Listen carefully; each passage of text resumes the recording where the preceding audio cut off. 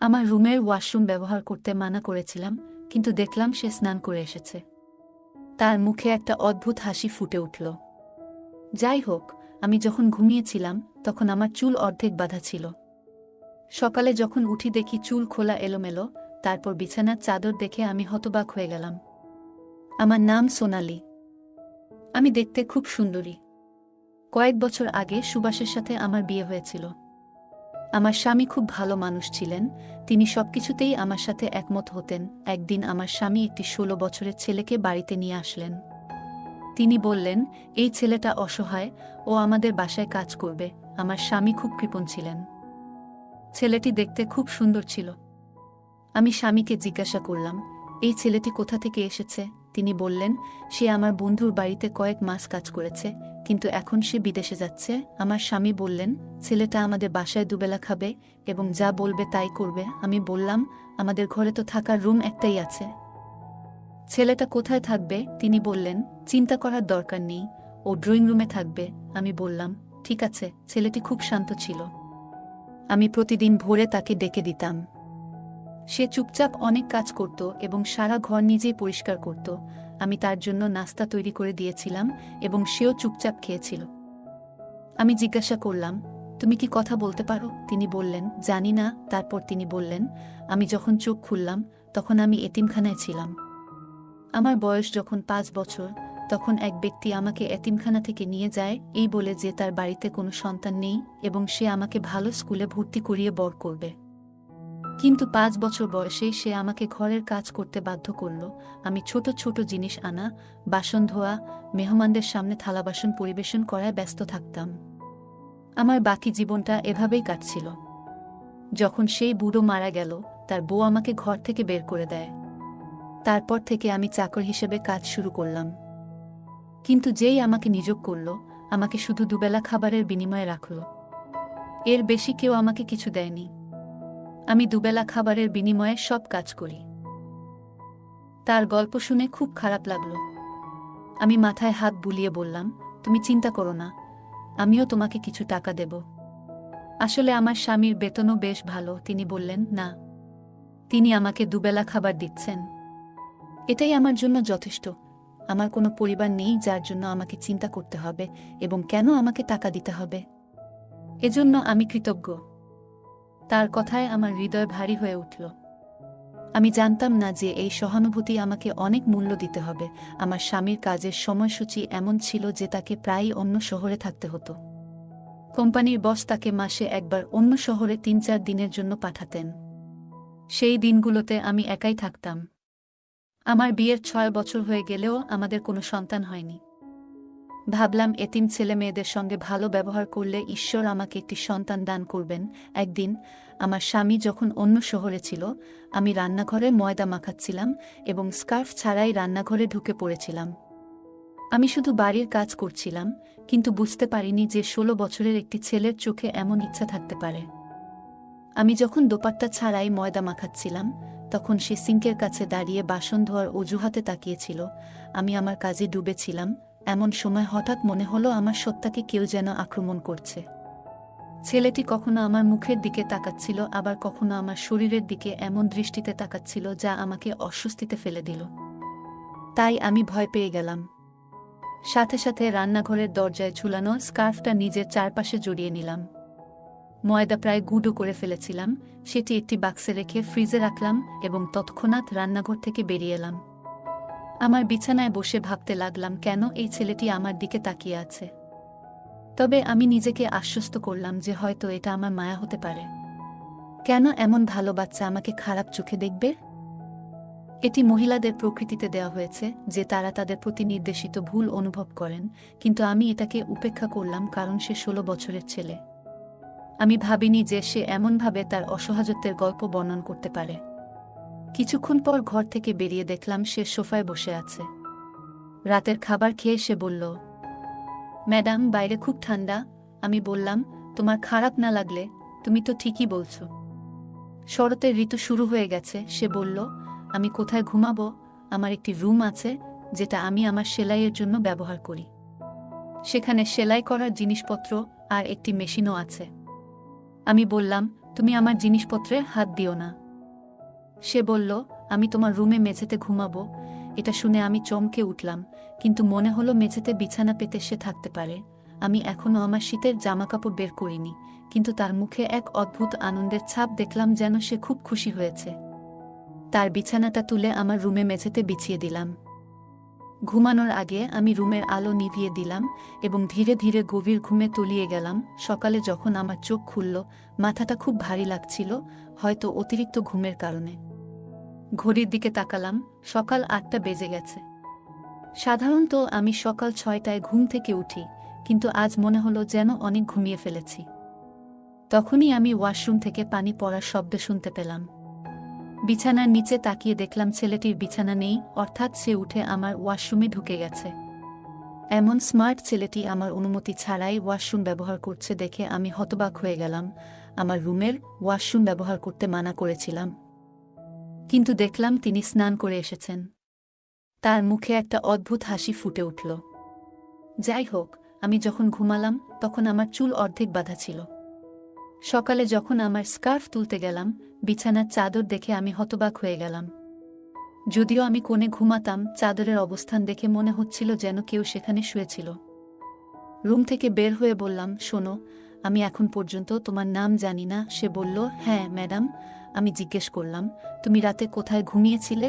আমার প্রশ্নে তার মুখ ফ্যাকাশে হয়ে গেল। সে বলল, ম্যাডাম, তুমি মাটিতে শুয়েছিলে।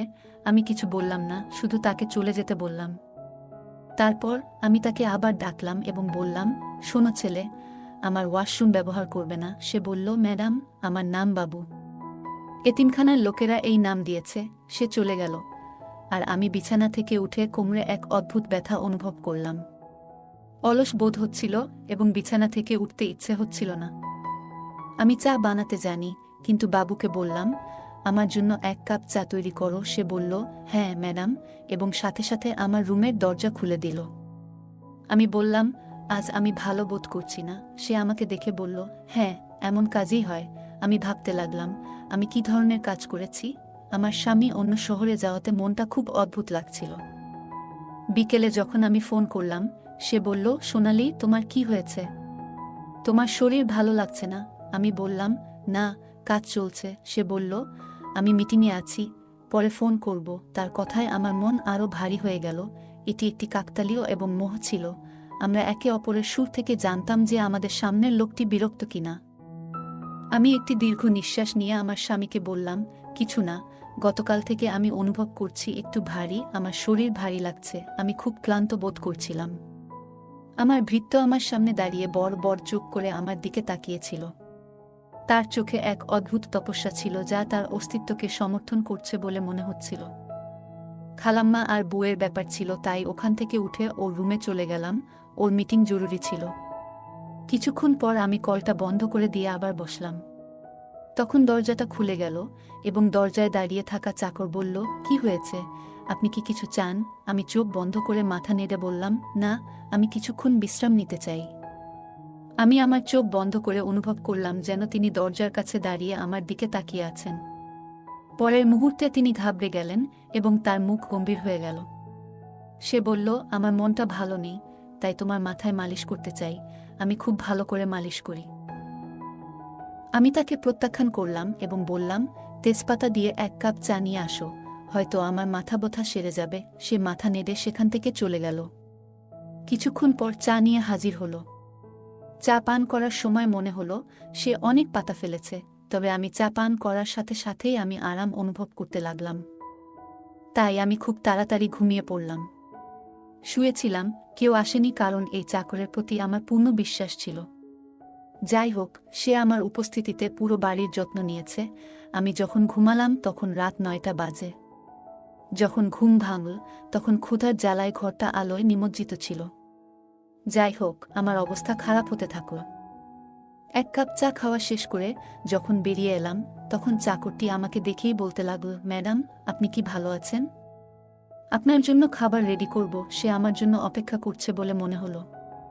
আমি বললাম, তুমি আমাকে জাগিয়েছ, তুমি ঘুমাচ্ছ না কেন? আমার মন্তব্যে তিনি একটু হাসলেন এবং আমার দিকে মনোযোগ দিয়ে তাকিয়ে বললেন, আপনি এত সুখে ঘুমাচ্ছিলেন শান্তিতে। আমি একজন চাকর, আমি কে যে আপনার ঘুমের ব্যাঘাত ঘটাবো। তাকে এত সুন্দর দেখাচ্ছিল যে আমি তার কথা শুনে চমকে উঠলাম এবং জিজ্ঞেস করলাম, ওহ মিস্ট্রেস, আপনি এত শান্তিতে ঘুমাচ্ছিলেন? আমি একজন চাকর, আমি কে হব যে আপনার ঘুমে ব্যাঘাত ঘটাবে? যাই হোক, আমি ঘরের সব কাজ সেরে ফেলেছিলাম এবং এমন অনেক কাজ ছিল যা আপনাকে ঘুম থেকে ওঠার পর করতে হবে। তাই ভাবলাম আপনি ঘুমাচ্ছেন আর আমি আপনার জন্য খাবার রান্না করব। তার হাতে তৈরি খাবার খুব সুস্বাদু ছিল এবং সে দূরে দাঁড়িয়ে দেখছিল। আমি তাকে সামনের চেয়ারে বসতে বললাম। একই সময়ে আমার স্বামী ফোন করলেন আর আমি তার সাথে একটানা 2 ঘন্টা কথা বলতে লাগলাম। সেই সময়ে আমার চাকরটি ঘরের বাইরে অপেক্ষা করছিল। 2 ঘন্টা শেষে সে এসে বলল, কতক্ষণ তোমার স্বামীর সাথে কথা বলতে হবে? আমার ঘুম পাচ্ছে। আমার স্বামীও ফোনের ওপাশ থেকে জিজ্ঞেস করলেন, চাকর কোথায় ঘুমাচ্ছে? আমি তৎক্ষণাৎ বললাম, কিছু না, বাইরে ঠান্ডা অনেক বেড়েছে, তাই এখন বাসার ভেতরে ঘুমাচ্ছে। গত রাতেও আমার রুমে একই বিছানায় শুয়েছে। এই কথা শুনে আমার স্বামী কিছুক্ষণ চুপ করে রইলেন, তারপর বললেন, তার ওপরে ওঠার দরকার নেই, তাকে বলো বাইরে আশ্রয়ে শুতে, এখন তেমন ঠান্ডা নেই, নইলে অন্য ঘরটা খালি করে দাও। আমি বুঝতে পেরেছিলাম যে আমার স্বামী ঘুমাতে যাবেন, তাই তার সাথে কথা শেষ করে আমি চাকরকে পরিষ্কার করে বললাম, তুমি এখানে লজে আছো, তোমার বিছানা কোণে বিছিয়ে ঘুমাও, আমি তোমাকে আমার ঘরে রাখতে পারবো না। তিনি একটি দীর্ঘ নিঃশ্বাস নিয়ে বললেন, ঠিক আছে, আমি তোমাকে আমার উপপত্নী মনে করি, কিন্তু তুমি আমার উপর এতটুকু প্রভাব ফেলছ। এটা শুনে আমার লজ্জা লাগলো। আমি বললাম, এমন কিছু নেই, তুমি এখানে লজে ঘুমাতে পারো। যাও, সকালে ঘুম থেকে উঠে নাস্তা তৈরি করতে হবে। এই বলে আমি আমার রুমে চলে গেলাম। এত ঘুমানোর পরও যখন আলো জ্বালালাম এবং পড়তে বসলাম, ঘুমটা আবার আমাকে আলিঙ্গনে নিতে শুরু করল। আমি ভাবছিলাম আমার স্বামী আমার পাশেই আছেন, কিন্তু যখন চোখ খুললাম দেখলাম আমার স্বামী বাড়িতে নেই। যা দেখলাম তা দেখে আমি হতবাক হয়ে গেলাম, কারণ চাকরটি আমার ঘর থেকে হাঁটছিল এবং তার শার্টটি নিঃশব্দে তুলে নিচ্ছিল। আমি হতবাক হয়ে গেলাম। যা বুঝলাম তা হলো আমার গুজবাম্প ছিল। আমার অস্তিত্ব ছিন্নভিন্ন হয়ে গেল। পরিষ্কার যে আমার 5 বছর বয়সী চাকর আমার সাথে কিছু ভুল করেছে। আমি তৎক্ষণাৎ আমার ঘরটি ভিতর থেকে বন্ধ করে দিলাম। এরপর আমি আর ঘুমাতে পারলাম না। একটা 16 বছর বয়সী ছেলে কিভাবে এমনটা করতে পারল তা ভেবে পাগল হয়ে গেলাম। পরদিন সকালে চাকরটি এল না। আমি রুম থেকে বেরিয়ে এলে সে অদ্ভুত দৃষ্টিতে তাকাচ্ছিল। আমি তাকে সম্পূর্ণ উপেক্ষা করে নিজের ঘরের কাজ করতে লাগলাম। আমি লক্ষ্য করলাম ছেলেটি কেবল বয়সে ছোট নয়, কিন্তু অভিজ্ঞতা এবং চেহারার দিক থেকে সে ক্ষুধার্ত নেকড়ের মতো দেখাচ্ছিল।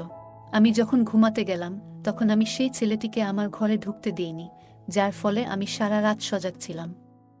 সে বলল, ম্যাডাম, আপনার এয়ার ফ্রেশনার আনুন, আমি রুমে স্প্রে করব। কিন্তু কিছু ভেবে আমি তাকে প্রত্যাখ্যান করে বললাম, আমি নিজেই স্প্রে করব, তুমি চলে যাও। সে কিছু ভেবে জায়গা ছেড়ে চলে গেল। কিন্তু সেই রাতে আমি রুমে এয়ার ফ্রেশনার ছিটাইনি, যদিও এটি আমার প্রতিদিনের অভ্যাস ছিল। আমার স্বামীও সেই রাতে অন্য শহরে ছিল। কিছুক্ষণ পর রুমের দরজা খুলল আর চাকর আমাকে ডাকতে লাগল, তুমি কি ঘুমাচ্ছ? তোমার বাবু তোমার সাথে রাত কাটাতে এসেছে। সে আমার পুরো সত্তায় নিজেকে দেখাতে শুরু করল। ঠিক সেই মুহূর্তে দরজাটা ধাক্কা দিয়ে খুলে গেল এবং আমার স্বামী সেখানে ঢুকলেন, কিন্তু চাকর তার জামাটা খুলে ফেলেছিল। হঠাৎ মনিবকে সামনে দেখে সে ঘাবড়ে গেল। আমিও সাথে সাথে উঠে বসলাম। আমার স্বামী আমাকে আর চাকরকে দেখে আঁতকে উঠল। আমি তখনই আমার স্বামীকে বললাম, আমি সেই সব নারীদের মধ্যে একজন নই যারা সঠিক সময় না পাওয়ার পরের মুহূর্তে ঘরে ঢুকে চাকরকে জড়িয়ে ধরবে। আমার স্বামী ওকে চড় মারতে লাগলেন আর বলতে লাগলেন, থালায় তুমি খাও, আমি তোকে ঘরে এনেছি তোর উপকারে, কিন্তু তুই আমার ঘরেই এসব শুরু করলি। তিনি প্রথমে অস্বীকার করতে থাকলেন, কিন্তু যখন আমার স্বামীর ভারী চাপ তার উপর পড়ল তখন তিনি কাঁদতে শুরু করলেন এবং যা বললেন তা আমাদের কল্পনাতেও ছিল না। তিনি বললেন, আমি এতিম, যে আমাকে তার বাড়িতে নিয়ে গিয়েছিল সে আমাকে চাকর বানিয়েছিল, কিন্তু সে আমার সাথে অন্যায় করত। সে আমার শরীরকে অনুচিতভাবে স্পর্শ করত, আমার আবেগ নিয়ে খেলা করত। আমি তার চাকর ছিলাম এবং আমাকে নবাবের মতো মারধর করত এবং হুমকি দিত। তিনি আরও বললেন, সে আমাকে এই কাজটি করতে বলেছিল এবং আমি করতাম। সম্ভবত এই কারণেই আমি সময়ের আগেই যুবক হয়ে গিয়েছিলাম। আমার ভিতরে নিসওয়ানির প্রতি আকর্ষণ বাড়তে থাকে। ওস্তাদ আমার সাথে প্রতিটি নোংরা কাজ করেছে যা একজন পুরুষের মধ্যে ঘটে। অতঃপর যখন আমি সন্তুষ্ট হলাম, তখন তারা আমাকে বাড়ি থেকে বের করে দিল। আমি যখন আপনার বাড়িতে এলাম, তখন আমি ধৈর্য ধরতে পারতাম না এবং তখন আমি এয়ার ফ্রেশনারের ওষুধ মেশাতাম। সুগন্ধ পেয়ে আপনি যখন ঘুমিয়ে পড়তেন, তখন আমি রুমে আসতাম, ততক্ষণে সেই সুগন্ধ কমে যেত। মিস্ট্রেসের সাথে আমার শরীরের খিদে মেটানোর পর আমার শরীরে খুব ভালো লাগত। তিনি কাঁদছিলেন এবং আমার স্বামীর কাছে ক্ষমা চেয়েছিলেন। যখন আমি তার উপর অত্যন্ত রাগান্বিত এবং অনুতপ্ত বোধ করছিলাম, তখনই আমার স্বামী তাকে বাড়ি ছেড়ে চলে যেতে বললেন, কিন্তু তিনি কান্নাকাটি করতে লাগলেন। আমি মাঝরাতে কোথায় যাব? দয়া করে আমাকে ক্ষমা করুন। আমি এরকম কিছু আর কখনো করব না। আমার স্বামী তখন বললেন, এমন একজনকে এখানে রাখা ঠিক নয়। ছেলেটির এই অবস্থার পেছনে প্রথম দায় ছিল তার মালিকের, যিনি তাকে এতিমখানা থেকে নিয়ে এসেছিলেন। যদি একটু তদন্ত করা হতো, তবে হয়তো শিশুটি এতিমখানাতেই নিরাপদ ছিল। সেদিন রাতে ছেলেটিকে গেটের কাছে রেখে দিলাম এবং পরদিন সকালে তাকে পুলিশে সোপর্দ করলাম। তাকে কারাগারে রাখা হলো যাতে তার শারীরিক প্রশিক্ষণ ও স্বাস্থ্যের উন্নতি হয় এবং ভবিষ্যতে সে একজন ভালো মানুষ হতে পারে। যাই হোক, আমি কখনোই আমার স্বামীকে জানাইনি কতবার ছেলেটি আমার সাথে যৌন মিলন করেছে। তিনি আমাকে অনেক সমর্থন করেছিলেন। আমাদের মধ্যে প্রেম ছিল, কিন্তু আমি বিব্রত ছিলাম। আমার স্বামী বলেছিলেন, এটি তোমার দোষ নয়, আমারই উচিত ছিল ভালোভাবে তদন্ত করে চাকরকে নিয়ে আসা। যদি আমি তাকে এখানে না আনতাম, তাহলে এই সব ঘটত না। যাই হোক না কেন, যা হয়েছে তা হয়েছে। আমি এখন থেকে খুব সতর্ক থাকব এবং কাউকে জানতে দেব না। গল্পটা কেমন লাগলো জানাতে ভুলবে না। তোমাদের সাথেও কি এমন কোনো ঘটনা ঘটেছে? যদি ঘটে থাকে, কমেন্ট জানাতে ভুলবে না। আরও মজার মজার রোমান্টিক গল্প শুনতে চাইলে ভিডিওটি লাইক, শেয়ার এবং চ্যানেলটি সাবস্ক্রাইব করতে ভুলবে না। ধন্যবাদ।